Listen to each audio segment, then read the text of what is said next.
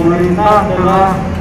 memutuskan pada saat sidang isbat kemarin sore atau semalam mengumumkan bahwasanya untuk 1 Syawal itu jatuh pada tanggal 13 Mei atau pada hari Kamis besok, sehingga rekan-rekan sekalian pemerintah ya, dalam hal ini kita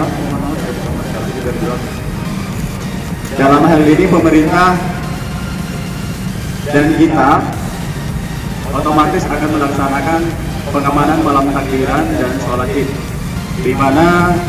dari Bangkok sudah menstringkan rekan-rekan sekalian untuk malam takbiran dan sholat id